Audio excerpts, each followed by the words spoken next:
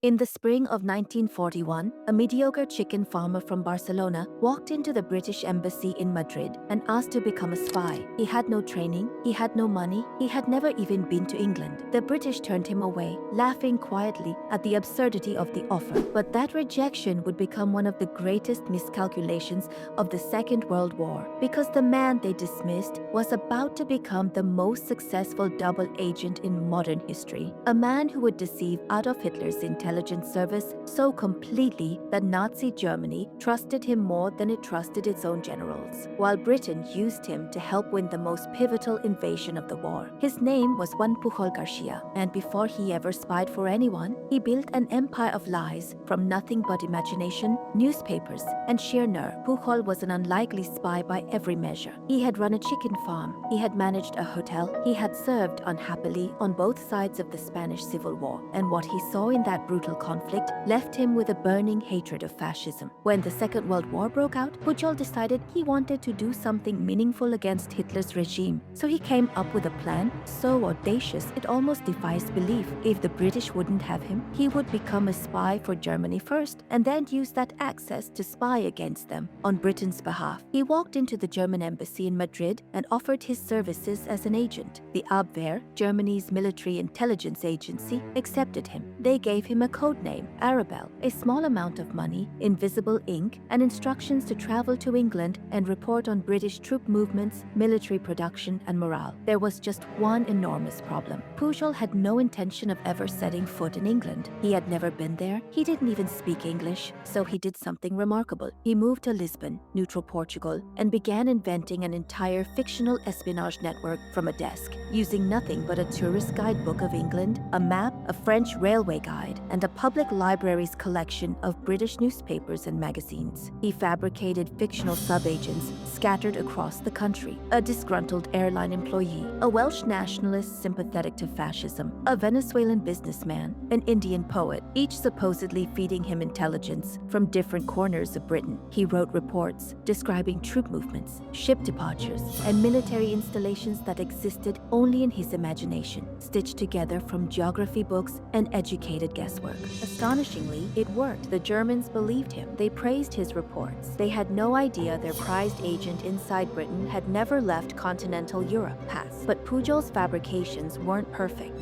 In one report, he described drunken soldiers in Glasgow desperate for alcohol, a detail lifted straight from a travel brochure, unaware that Glasgow, at the time, enforced strict wartime restrictions that made such behavior almost impossible. British intelligence, meanwhile, had intercepted German communications through their code-breaking operations and noticed something strange. German intelligence was praising a spy network in Britain that British counterintelligence had no knowledge of. It didn't exist, and yet Berlin believed every word. Pujol tried again to offer his services to the British, this time armed with proof decrypted German messages, praising his fictitious operation. This time, they listened. In 1942, he was brought to London and recruited officially by British intelligence, given the new code name that would make him legendary, Garbo. The British chose that name deliberately, a nod to the actor Greta Garbo, because they considered him the greatest actor in the world. Now Pujol had exactly what he wanted: the resources of British intelligence combined with the trust of German intelligence. He continued to feed the Abwehr in Berlin, but now every word was carefully engineered by British intelligence officers working alongside him. Together, they expanded his fictional spy network to nearly 24 invented agents, each with a unique personality, background, motivations, and even personal problems. One needed money for his sick wife. Another was passionately ideological. Pujol wrote their reports in different tones and styles to make them feel authentic, and the Germans paid him substantial sums to fund a network of spies that had never existed anywhere except inside his own mind. The German intelligence service trusted Garbo so completely that they built parts of their strategic assessments of Britain around his invented report. He had, in effect, become one of Nazi Germany's most valued sources of intelligence on the enemy, despite being, in reality, a weapon aimed directly at them. Then came the operation that would place Pujol at the center of history. By 1944, the Allies were preparing the invasion of Normandy, the beginning of the liberation of Western Europe, but the success of the invasion invasion depended on one enormous gamble, convincing Hitler that the real invasion would come somewhere else, at Pas de Calais, the narrowest point across the English Channel, rather than the beaches of Normandy.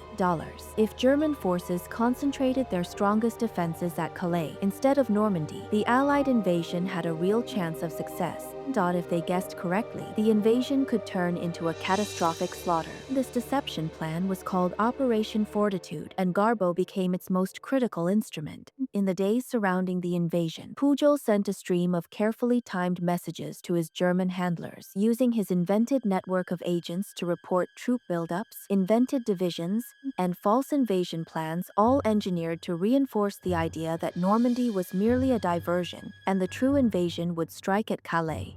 On the night of the actual landings, Pujol sent an urgent message, warning that an attack was imminent, timed brilliantly to arrive too late for Germany to meaningfully react, which only deepened German confidence that he was an honest, reliable source, diligently trying to warn them in good faith. Even after the Normandy landings had already begun, Pujol's fabricated intelligence convinced German high command that this was a feint and that the main invasion was still coming at Calais. Hitler held back entire divisions of experienced reinforcements, keeping them away from Normandy for critical weeks, believing his most trusted spy in Britain. Historians consider this one of the most important intelligence deceptions of the entire war. The delay in German reinforcements gave Allied forces crucial time to establish their foothold in France, a foothold that would eventually lead to the liberation of Paris and the collapse of Nazi occupation across Western Europe. What makes Pujol's story almost unbelievable is what happened next. Nazi Germany, still convinced of his loyalty, awarded him the Iron Cross, one of the Third Reich's highest military honors, for his outstanding service to German intelligence.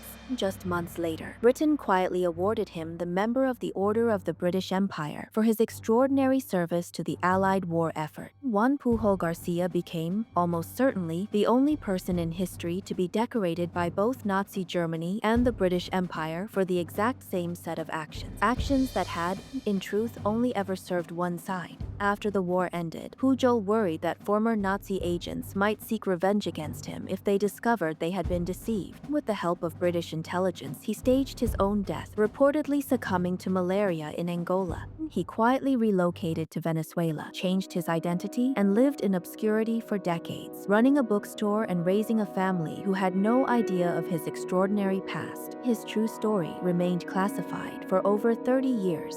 It wasn't until the late 1970s that a British intelligence historian tracked him down, still alive, living quietly in Venezuela. Pujol agreed to reveal his story publicly for the first time. In 1984, on the 40th anniversary of the D-Day landings, he was invited to Normandy, where he was honored by British royalty and finally received the recognition his sacrifice and ingenuity had earned decades earlier. Juan Pujol García died in Venezuela in 1988, largely unknown to the wider world despite having altered the course of the Second World War. He never fired a weapon.